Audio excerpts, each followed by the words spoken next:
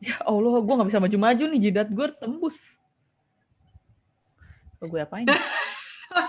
Baik lagi, Deklar nonton Weekend Project, dan kali ini kita Halo. bakalan membahas film yang baru aja muncul di Netflix. Nggak baru aja sih, kayak beberapa hari yang lalu, yaitu The Call. Film ini rilisnya tuh tanggal 27 November 2020 di Netflix, dan sutradara dan penulisnya itu sama, yaitu bahasa Korea lagi, Lee Chung Hyun. Semoga nggak salah ya.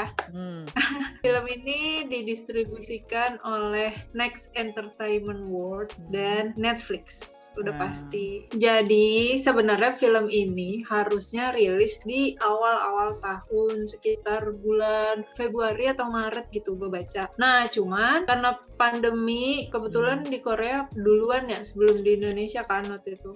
Oh iya. Jadi Februari Maret tuh udah mulai pandemi di sana gitu. Akhirnya nggak jadi rilis di bioskop maksudnya. Nah akhirnya dia rilis lah di Netflix bulan November. Sebenarnya film ini itu film The Call, film yang diadaptasi dari film The Caller di Inggris pada tahun 2011.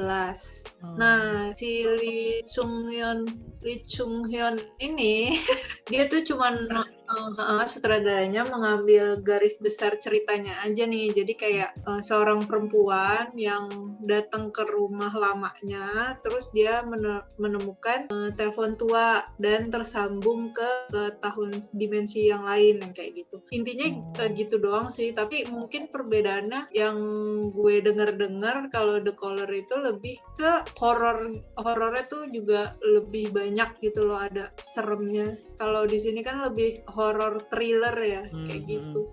Horor hantunya tuh kayak nggak ada. Jadi The Call ini menceritakan tentang Soo-yeon yang diperankan oleh Park Shin Hye. Sorry banget, gue bahasa Korea.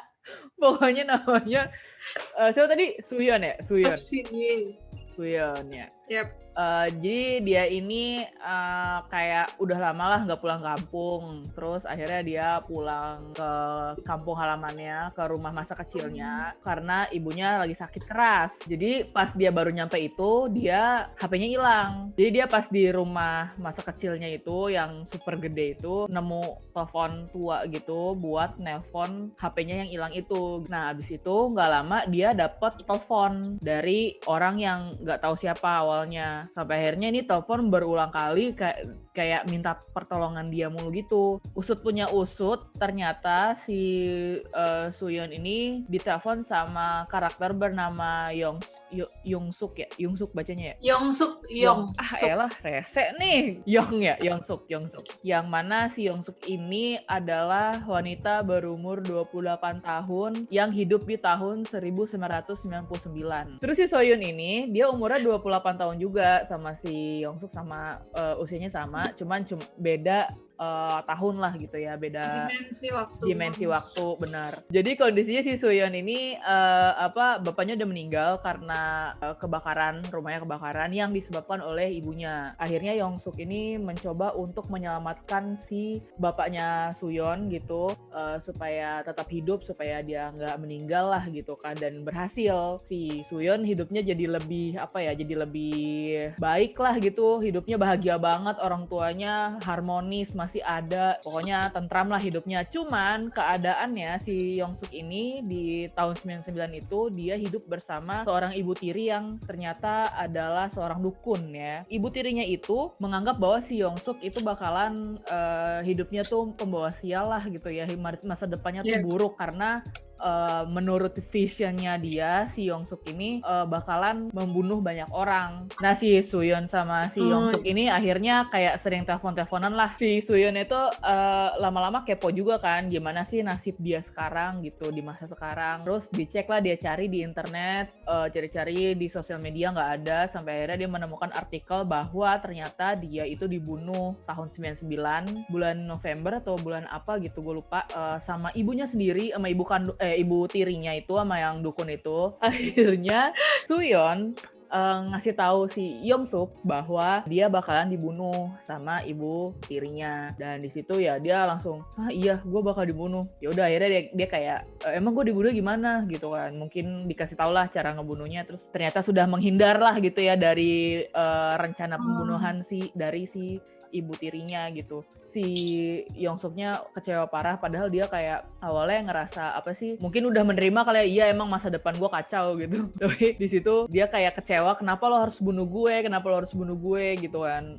Akhirnya dia membunuh si ibu tirinya itu. Nah pokoknya masalah muncul ketika pokoknya di sekitar situ ada kebun stroberi, dan yang punya kebun stroberinya itu suka bagi-bagi stroberi gitulah. Si tukang stroberinya yang di masa sekarang itu datang ke rumah Suyon. Gua nggak tahu lah ya, itu Suyon, Soyun, bodo amat, pokoknya itu ya si yang baiknya. Jadi dia datang ke rumah Suyon buat acara Natal gitu. Teleponnya berbunyi tiba-tiba, pas dia angkat si Young Suk kayak ngomong, aduh baju baru nih padahal gitu kan. Begitu doang gitu dimatiin teleponnya. Terus pas dia turun ke ruang makan lagi, si tukang stroberinya itu udah nggak ada gitu kan. Si Soyunnya kepo, dia datang ke kebun stroberinya udah nggak ada. Terus dia ke kantor polisi, dilihat data-datanya, ternyata si tukang stroberinya itu dibunuh sama si Young Suk gitu kan. Akhirnya dia balik lagi ke rumah, terus dia nelfon lagi Young Suk, terus dia nanya, gue mau nanya deh, lo ngebunuh ibu lo sama tukang stroberi ya? Hah? Apaan sih? Lo tau dari mana gitu kan? Terus si Young Suknya, terus si Soyunnya kayak ngebacain artikel. Dia langsung nyari artikel gitu, dia katanya ditangkap karena sebagai pembunuh berantai, dan dia dipenjara seumur hidup. Nah si Young Suknya langsung panik gitu, maksudnya kayak, gue dipenjara seumur hidup, bakal membusuk di penjara dong gitu kan. Dari situlah dia kayak memaksa Soyun buat ngasih tahu dia bukti apa yang membuat dia ketangkep biar gak dipenjara gitu kan. Nah di situ ada perang batin lah, si Soyun mau nyelamatin teror.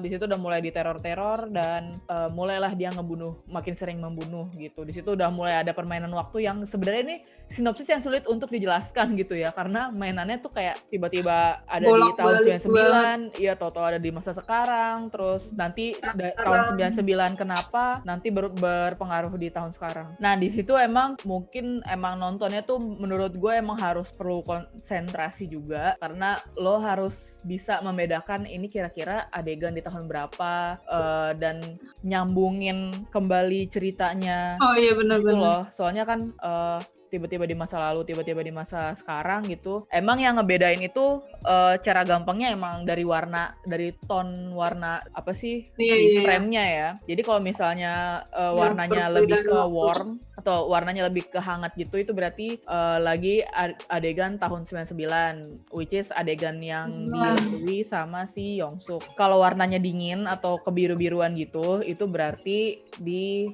masa yang dijalani sama Suyon. Elah. Jadi hal yang menarik lagi di dalam film ini adalah latarnya. Jadi latar tempatnya ini di satu rumah yang sama, cuman beda tahun doang. Jadi rumahnya itu pada tahun 99 itu rumahnya milik keluarga Young Suk atau ibu tirinya Young Suk, dan tahun masa kininya gitu, masanya si Suyon itu rumah keluarganya si Soyun. Nah itulah. Nah terus di sini tadi udah dikasih tahu sih di sinopsis kalau waktunya tahun 1999 dan si Suyon pokoknya kita tahu dia di masa modern. Tadi sih kita nge-search ya rilis Galaxy Note 9 itu tahun berapa. Itu rilisnya 2018. Jadi kita kira-kira mungkin itu 2018 sampai 2020 lah, sekitar tahun itu. Pokoknya udah modern lah ya.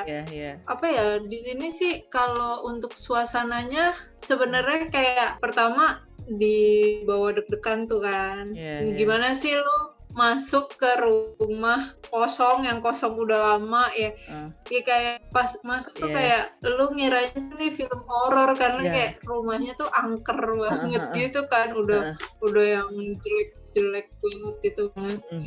Kita dibawa bener-bener feel yang deg-degan, apalagi pas ditelepon yang kayak tolongin gue mau dibunuh. Gila itu udah tegang banget itu awal-awal aja ya kita udah dibawa tegang kan, nyebelin banget, tapi kita dibawa ke happy juga tuh biar nggak deg-degan mulu lah, kasihan. Dibawa happy ke bagian si bapaknya si Soyun hidup lagi gitu kan. Itu dibawa ke nuansa yang terang gitu, happy, keluarga bahagia berwarna gitu. ya kan. Nah udah pas udah mulai yang si Yongsuknya neror si Soyun itu udah itu drop lagi, kita dibawa ke suasana yang makin mencekam gitu. Jadi kayak happy itu cuman biar kita tarik napas terus gitu loh. Ada napasnya. Gak serem itu sih bagusnya film yang kayak ngebawa kita ke berbagai macam suasana gitu kan, jadi seru aja gitu. Si Soyunnya ini dia itu aktris terkenal ya, banyak lah yang tahu si Park Shin Hye. Gue ini banget sih amazed itu kayak keren banget itu, karena gue pernah nonton tapi dramanya sih bukan filmnya, yang kayak dia tuh romance, unyu-unyu, manis, terus di sini dia tuh yang ngebawa kita tegang, horor, thriller, tomboy banget, rambutnya pendek, yang orangnya cuek segala macem gitu kan. Tapi itu tuh dapet banget gitu, gue sampai di situ gue sampai lupa kalau si Park Shin Hye itu biasanya tuh yang main film romance gitu loh, yang selalu berpasangan, yang kayak gitu-gitu. Gue sampai yang lupa gitu dengan hal itu, berarti kan dia sukses memainkan peran ini kan. Jujur gue kan nggak kalau nonton drama Korea gitu kan, gue nggak tahu sih mereka udah pernah main di film apaan aja. Cuman emang gue akuin dua-duanya itu keren sih. Awalnya gue malah kayak bersimpatik gitu sama yang si Yongsuk ya, si psikopatnya ini. Si simpati Jong-soo. Lama-lama dia ternyata dia serial killernya gitu. Terus ya emang dia kelihatan ngeri gitu kan, cuman awalnya kasihan gitu kan. Taunya gitu. Keren dua-duanya. Kita tuh dibawa penokohannya ini kita juga kebawa gitu loh, kayak berubah gitu loh. Awalnya kita kayak seneng sama peran si Soyun yang mau menyelamatkan Yongsuk gitu kan, baik banget gitu. Akhirnya kita kayak ngegoblok-goblokin dia, lu sih gimana, gara-gara lu masalah, lu sih pakai nolongin, yang kayak gitu kan. Iya bener. Nah kita ke si Yongsuknya awal-awal kasihan banget, dia ditindas ibunya, mau dibunuh gitu? lah, kekerasan gitu. Terus pas udah akhir, anjir dia tuh pembunuh, dia tuh ini, gila. Maksudnya kita bisa yang kebawa gitu loh, dan bisa punya dua feel gitu ke mereka kan. Mencirikan bahwa manusia tuh nggak selalu baik dan nggak selalu jahat. Punya dua-duanya. Menurut gue ini awal-awal kedua ibunya ini, ibu Yongsuk sama ibu Suyon, ini kayak kita tuh diberi gambaran bahwa kedua ibunya itu kayak buruk lah gitu istilahnya. Kayak ibunya Soyun tuh penyebab kebakaran yang menyebabkan ayahnya Soyun meninggal. Nah si ibunya Yongsuk ini dukun yang melakukan kekerasan dan mau ngebunuh anaknya gitu. Kaget banget pas si terjadinya kebakaran. Ternyata itu bukan gara-gara ibunya si Soyun kan, gara-gara si Soyunnya sendiri. Si dukun ini, ibunya si Yongsuk ini, sebenarnya gue pribadi kayak yang kayak, bener tahu, seharusnya dibunuh aja sama ibunya, udah selesai gitu kan. Si ibunya ini udah cenayang gitu kan, udah ngebaca gitu kalau si Yongsuk tuh akan jadi pembunuh gitu kan. Kayak gitu, kayak digambarkan buruk, cuman setelah kita selesai filmnya atau akhir-akhir film, kita tahu bahwa enggak, kedua ibunya tuh enggak seburuk itu gitu. Yang gue kesel nih, jadi tuh gue pas udah nyampe ending ya kan, pas ternyata ibunya masih hidup gitu, terus kayak ada luka-luka, bekas luka di tubuhnya gitu, itu gue nangis jujur, kayak anjir, ibunya tuh sesayang itu sama dia gitu. Dia bener-bener melindungi anaknya, heroik banget kan, sampai dia menahan pisau di tangan dia gitu sampai Oh iya. parah gitu kan demi melindungi si Suyon gitu. Di Iya. situ terharu gitu loh, kayak istilahnya kan di awal dia membenci ibunya Oh kayak iya. aku tuh gak pantas dikubur sebelah sama bapak gua gitu kan, sampai ngomong kayak gitu. Tapi Iya. tahu betapa dia sangat melindungi dia gitu, sangat sayang sama dia, terus dia kayak merasa menyesal gitu. Awalnya kayak gue takut gitu loh, kayak ih ibunya mati, gila penyesalan banget nih buat dia gitu, nggak sempat bilang maaf atau apa gitu kan ke ibunya. Taunya ibunya masih ada gitu kan, ih ya Allah, itu kayak di situ gue kayak sempat menitikan air mata gitu ya kan. Yang brengsek Gak sempet gue. udah di end ya kan, udah di end, udah masuk kredit, tiba-tiba ada adegan baru yang ternyata si masa lalunya si Yongsuk sama masa depannya Yongsuk itu telepon-teleponan, saling mengingatkan, lo Iya. aja mati, lo jangan jauh-jauh dari telepon ya, lo soalnya bisa mati. Gak tahu gimana tuh koordinasinya gimana, terus padahal udah berantem yang sedemikian rupa sampai jatuh dari lantai 2 ya, gue nggak tahu dari balkoni atau apa sih, Iya. dari lantai 2 lah dia jatuh dalam keadaan udah berdarah, terus ternyata dia masih hidup. Di situ ada scene pas si Suyon jalan-jalan lagi jalan berdua sama ibunya, terus ibunya kayak kedap-kedip glitch gitu. Apa sih? Gue kesel banget kayak udah ya gue Antara hidup dan mati. Iya. udah bagus juga endingnya pakai dibegituin gitu. Gue kesel banget. Jadi kan orang mikir kayak jadi nih sebenarnya dia hidup atau enggak nih gitu. Mungkin ya pas dia nulis tuh dia kayak punya dua pilihan ending gitu, dia suka sama dua-duanya, akhirnya dia taruh dua-duanya. Iya benar. Kayak kalau sebelumnya kan kita ngebahas Unfriended, dia punya alternatif ending tapi dia pisah-pisah kan. Di setiap negara dia bedain. Nah kalau sutradara yang ini udah gue masukin aja satu film. Biar terlalu dah tuh kan. Soalnya emang bikin ending itu menurut gue emang paling susah gitu. Iya benar. Karena kayak gue pengennya tuh pasti banyak gitu kan. Pengennya endingnya mau kayak gimana. Akhirnya bisa jadi kan dia taruh aja dua-duanya kayak gitu. Taruh. Seperti film thriller pada umumnya ya, kita tahu bahwa film thriller itu selalu membuat kita berpikir. Yang tadinya bodoh akhirnya bekerja juga nih otak. Nah, ini ada hal-hal yang membuat gue sampai sekarang bertanya-tanya. Bukan bertanya-tanya sih, ada yang aneh gitu. Kayak pas ledakan di gudang. Aneh banget. Gak masuk akal aja gitu. Sama bom gak sih? Dia lokasinya deket sama bom, tapi apa kayak dibikin pincang kayak apa gitu. Tapi ini kayak semua organ tubuhnya berfungsi dengan baik, cuma lecet-lecet dikit doang tuh, kayak aneh banget sih. Iya, cuma lecet kayak. Seenggaknya butuh orang kena ledakan tuh kalau misalnya emang gak meninggal gitu kan, ya ke rumah sakit lah gitu. Butuh berhari-hari untuk kembali nelpon si Suyon atau Soyun itu. Iya benar. Gitu kan. Gak mungkin beberapa jam terus lu cuman pincang sedikit sama codet-codet sedikit udah gitu. Bahkan dia nggak pincang cuy, cuman ini doang, lecet-lecet di muka doang seingat gue sih. Jadi kayak nggak ini aja sih. Gue pas nonton juga yang kayak gue udah seneng tuh awalnya, berhasil si Soyun ini ngejebak gitu, mati gitu.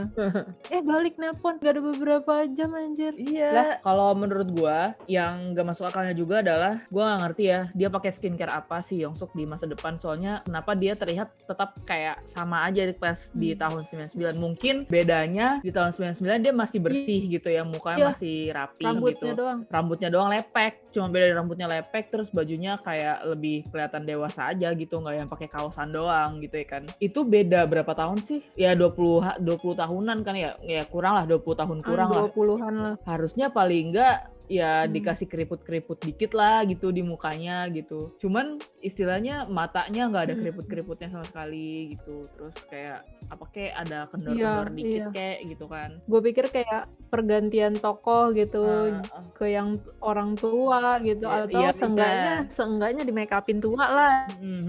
Gitu gue mikirnya kan.